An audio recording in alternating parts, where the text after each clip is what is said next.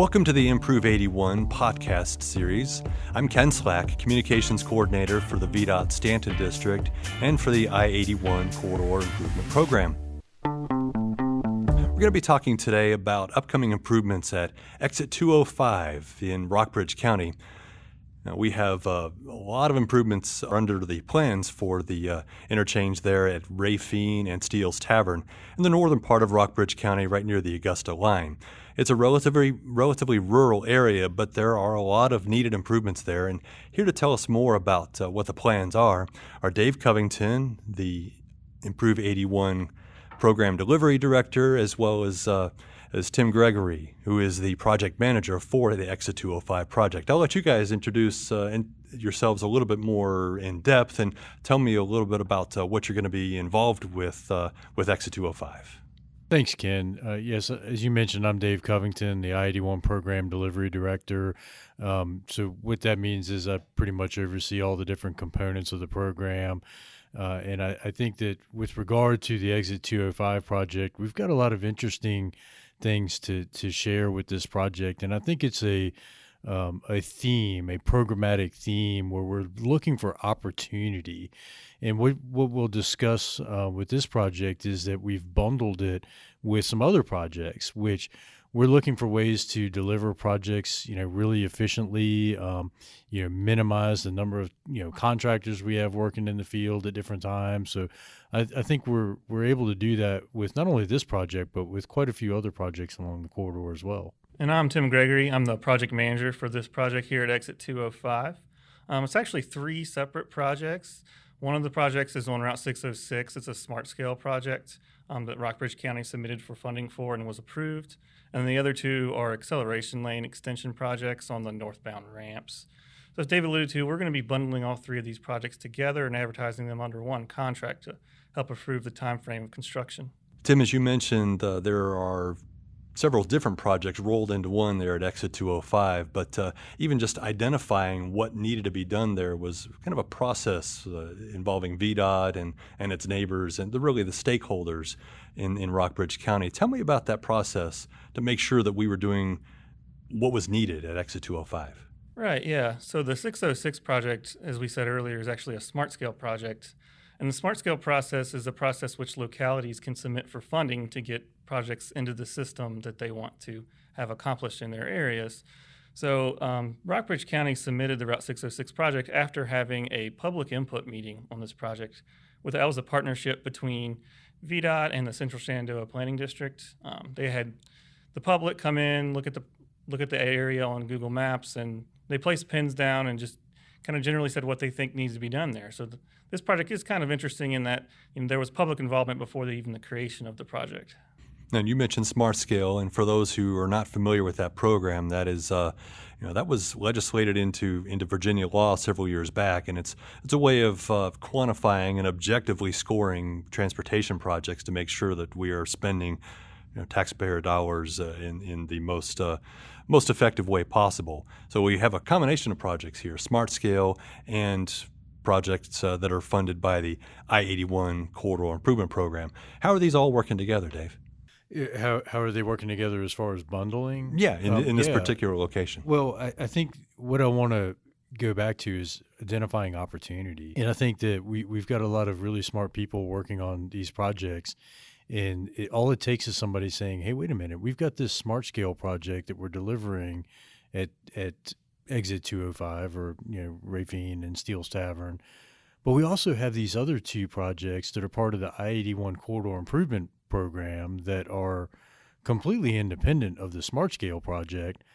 But we see an opportunity there based on the schedules and the type of the project to say, let's bundle these together and advertise them as a single contract for a bidding process for a contractor to come in and complete all three of these projects, because ideally we don't want multiple contractors coming in different times and different phases.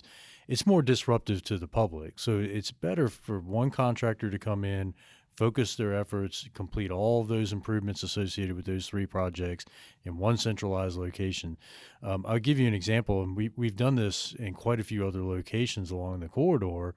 where we've bundled projects, not always smart scale projects with I-81 projects, but sometimes just bundling I-81 corridor improvement plan projects, the ramp extensions that we do. These are kind of cookie cutter. Some of our local contractors here have been doing these not only on 81 but other interstates as well, and they're very attuned to coming in and delivering these in a very fast pace.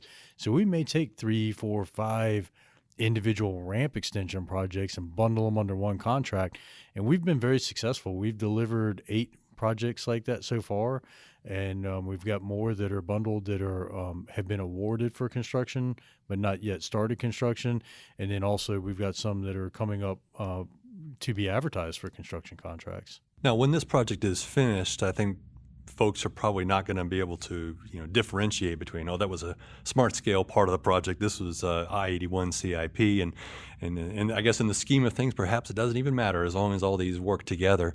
When the project is finished, what will the difference be? I mean, we have an interchange with several truck stops and other businesses, restaurants, stores. There's a lot of congestion there.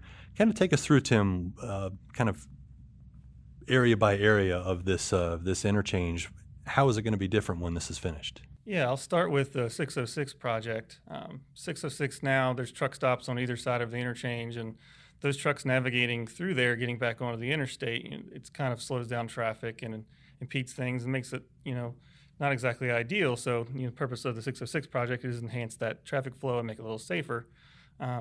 We're going to be putting on right turn lanes around the area, 2 right turn lanes, one onto the northbound on-ramp and one onto the southbound on-ramp to give those vehicles and tractor trailers room to get out of the way when they're turning on.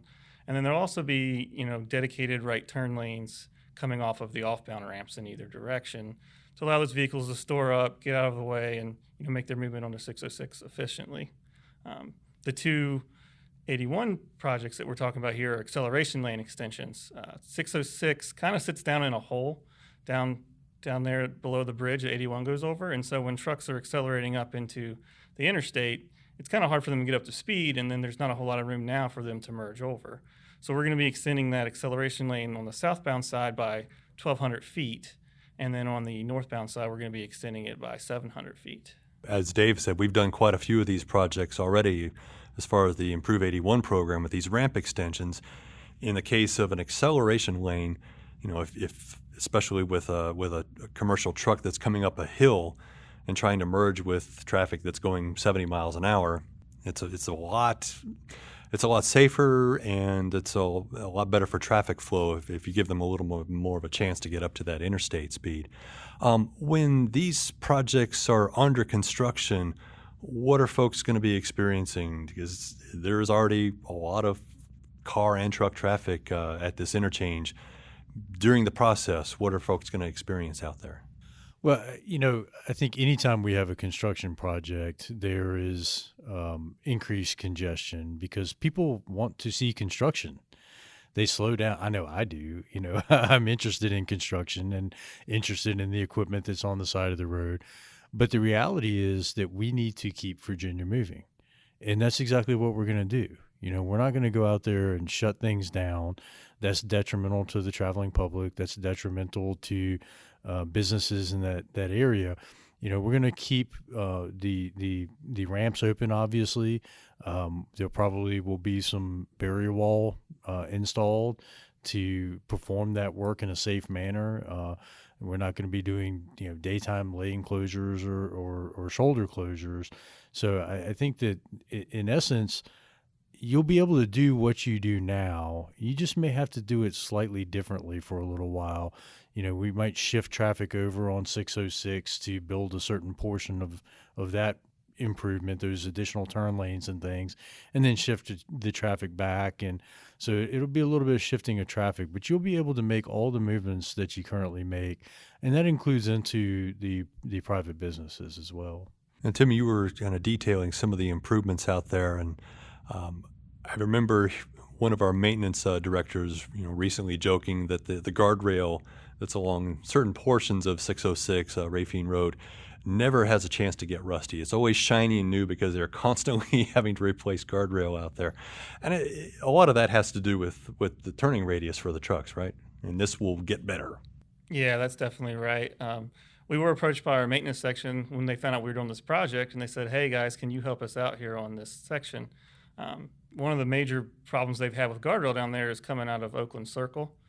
Trucks come down out of that gas station there, and they go right onto 606 Rafine Road, and they try to get onto the southbound ramp, and it's just a large turn the whole way. So they kind of hug the guardrail, and there's really no good way for them to make that movement. So we're able to design the project, give a little more area there, a little flat area that before it drops down into the stream that allows the guardrail to come out. So we've got a series of turn lanes, ramp extensions.